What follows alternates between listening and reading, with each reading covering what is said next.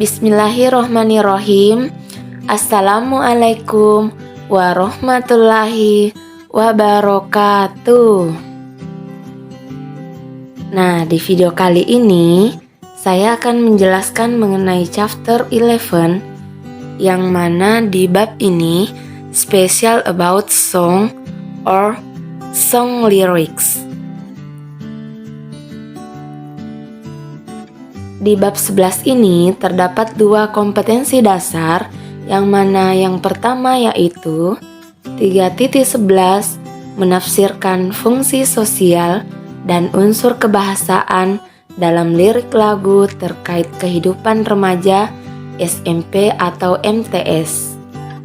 Yang kedua, 4.11 menangkap makna secara kontekstual terkait dengan fungsi sosial dan unsur kebahasaan lirik lagu terkait kehidupan remaja, SMP atau MTS.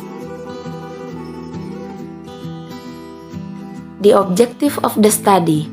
Tujuan daripada pembelajaran kita yaitu melalui pendekatan saintifik setelah melaksanakan serangkaian kegiatan pembelajaran serta peserta didik dapat mengidentifikasi dan menafsirkan fungsi sosial dan unsur kebahasaan serta menangkap makna dalam lirik lagu terkait kehidupan remaja, SMP atau MTS dengan tepat dan dengan penuh rasa kerjasama serta disiplin. You are supposed to know.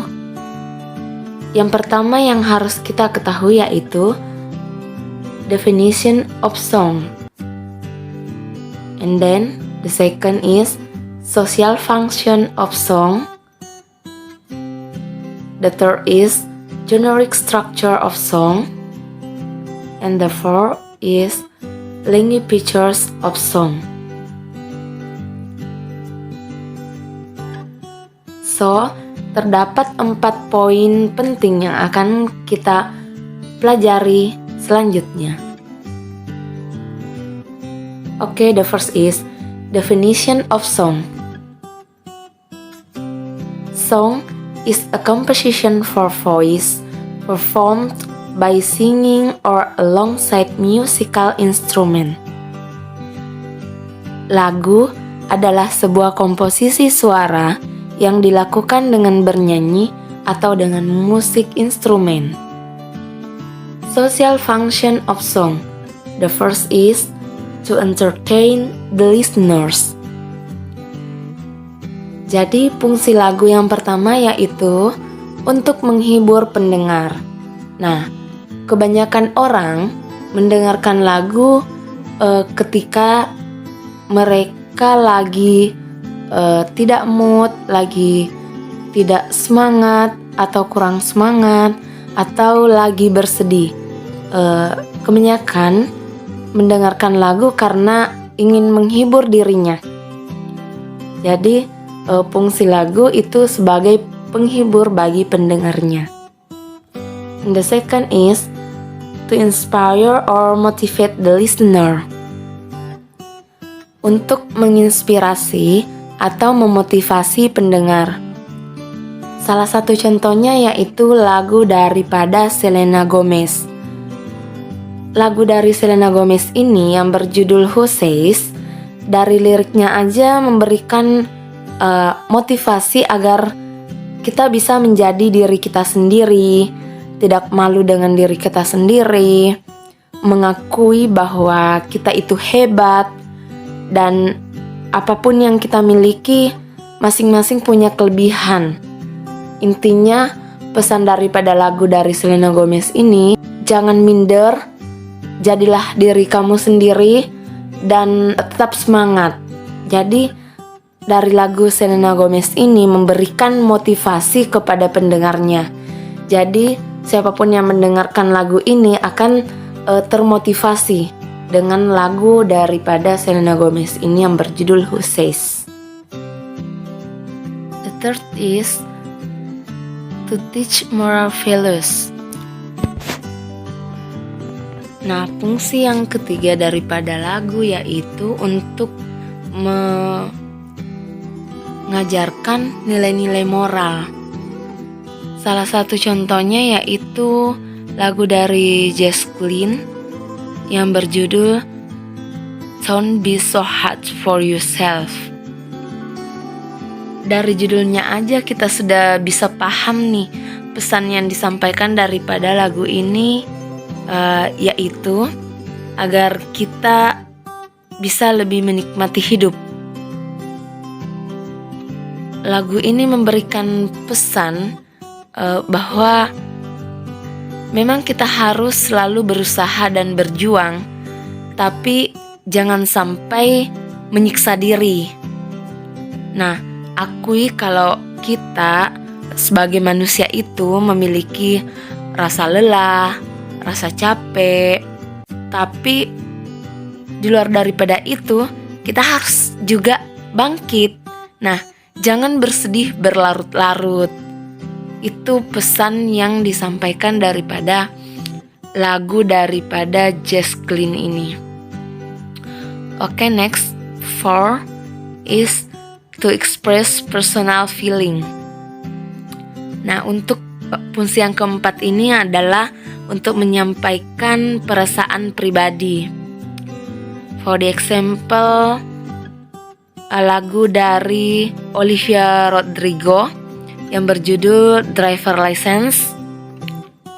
Cerita dari lagu ini yaitu si Olivia Rodrigo ini berusaha untuk mendapatkan SIM demi pacarnya agar dia bebas pergi kemanapun dia mau bersama dengan pacarnya ini. Tapi ternyata si pacarnya itu punya wanita lain. Nah, lewat lagu ini Olivia Rodrigo mengungkapkan perasaannya. And next, the last is song can be used to deliver social criticism.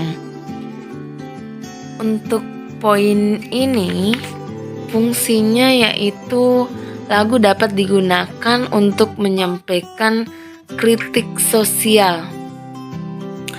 Namun di era sekarang, di zaman sekarang, lagu bahasa Inggris yang jenis social criticism atau kritikan sosial itu sudah sangat jarang ditemukan. Dan salah satu contoh lagu lama yang berisi tentang social criticism yaitu lagu dari Loke yang berjudul Too Much, yang mana isi lagunya ini memberikan pesan atau menyampaikan kritik tentang peristiwa korupsi yang terjadi saat itu. Next, generic structure of song. Generic structure of song, the first is intro. Nah, intro ini biasanya berisi musik aja atau vokal aja sebagai awal atau pengantar sebuah lagu. And then verse. Verse merupakan pembuka dari sebuah lagu. Biasanya dalam lagu memiliki beberapa verse. Namun verse 1 atau verse 1, verse 2, verse 3 itu nadanya biasanya sama, tapi liriknya yang berbeda. Nah, verse ini sebenarnya pengantar ke chorus. And then the third is refrain atau chorus. Chorus ini bagian yang paling sering diulang-ulang. Nah, bagian yang paling sering diulang-ulang dalam sebuah lagu itu namanya chorus. Kadang juga sih ada bagian yang sering diulang dalam sebuah lagu namanya free chorus.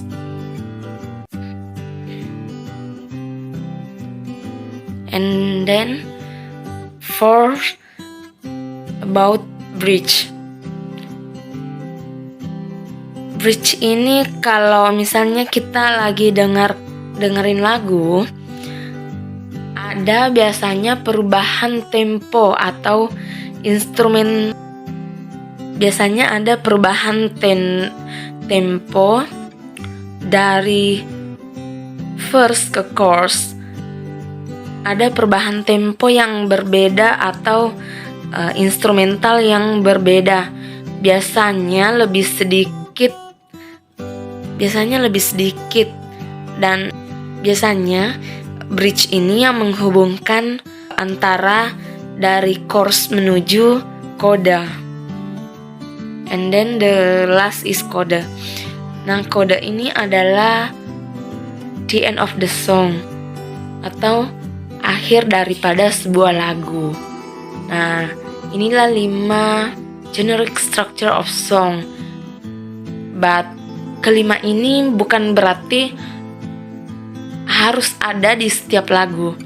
Kadang lagunya itu hanya berisi verse, chorus, and bridge, atau hanya berisi verse and chorus aja. Jadi tidak mesti dalam sebuah lagu itu terdapat kelima generic structure ini ya. And then language features of song. Language features of song yang pertama itu adalah alliteration. Alliteration ini adalah pengulangan awal bunyi konsonan dari serangkaian kata dalam kalimat. Nah, ini ada contohnya. Said I'm so sick of love song, so sad and slow. Nah, pengulangan daripada konsonan atau huruf konsonan daripada serangkaian kata dalam kalimat ini, yaitu sad, so sick, song, so sad, slow. Nah, huruf konsonannya itu adalah S. And then the second is rhyme atau rima. Rhyme ini adalah persamaan bunyi di akhir kalimat dalam satu bait. Contohnya, nah ini for the example, di akhir kalimat dalam satu bait. Jadi di akhir kalimat yang pertama yaitu friend, kemudian akhir kalimat yang kedua yaitu very end, and then akhir kalimat yang ketiga yaitu pretend. Nah, di 3 kalimat ini semua akhirnya itu adalah n. Dan ini merupakan satu bait dalam sebuah lagu ciptaan Pink Sweet yang berjudul At My Worst. Nah, di sini sudah jelas ya bahwa persamaan bunyi dari akhir kalimat yaitu adalah rhyme atau rima. And next, wordplay atau slang. Wordplay ini contohnya adalah ain't, gota, gonna, or wanna.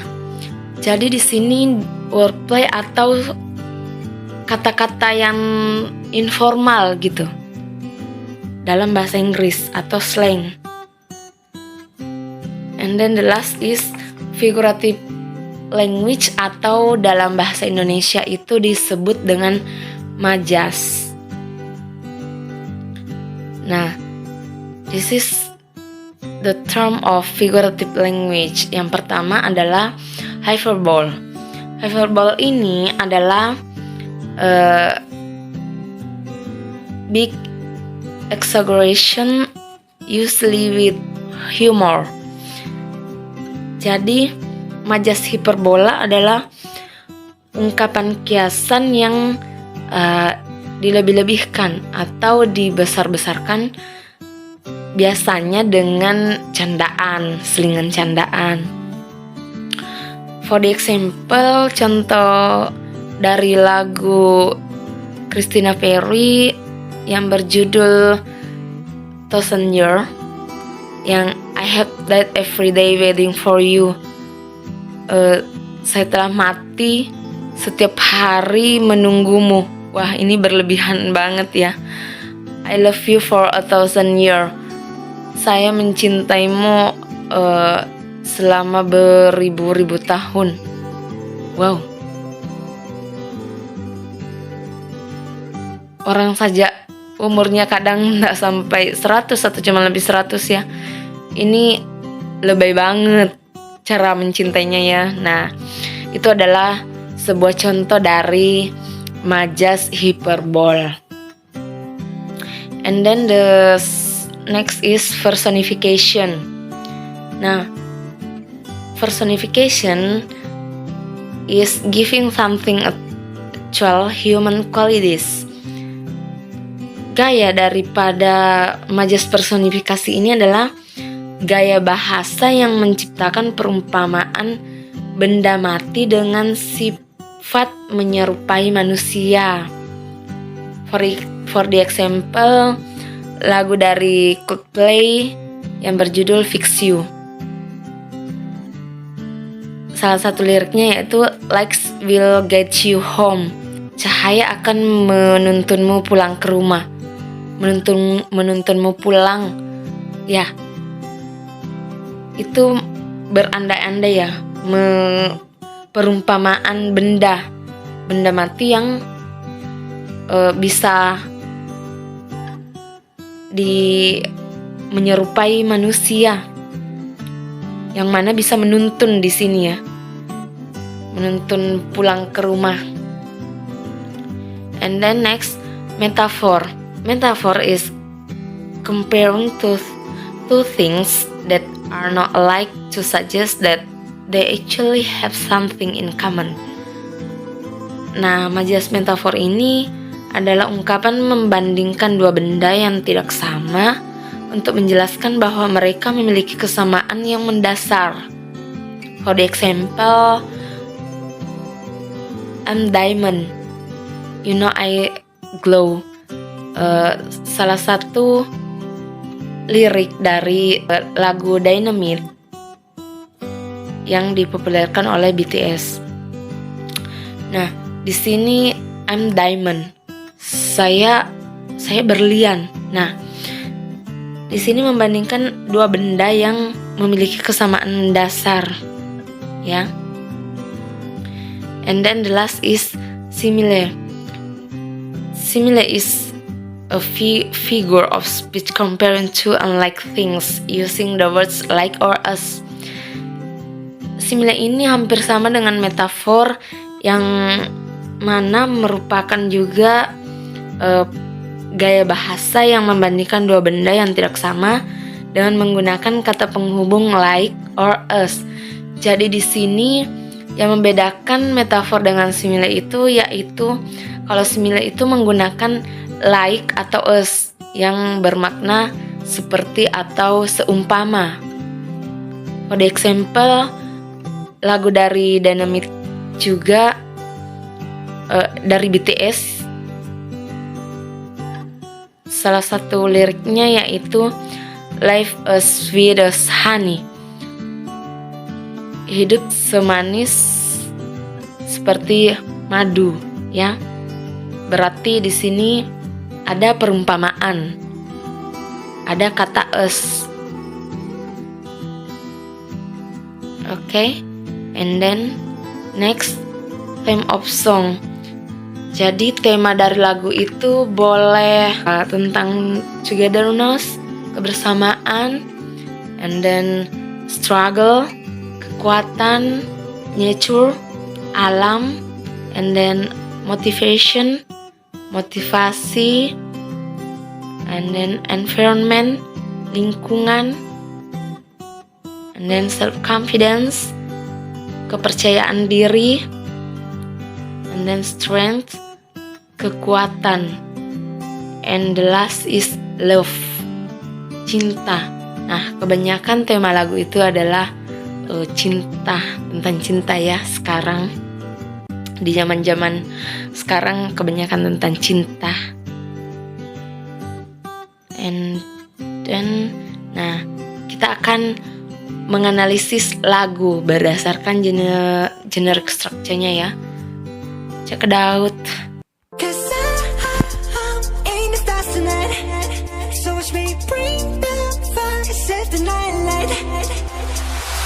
Shoes on, get up in the morning, cup of milk, let's rock and roll. King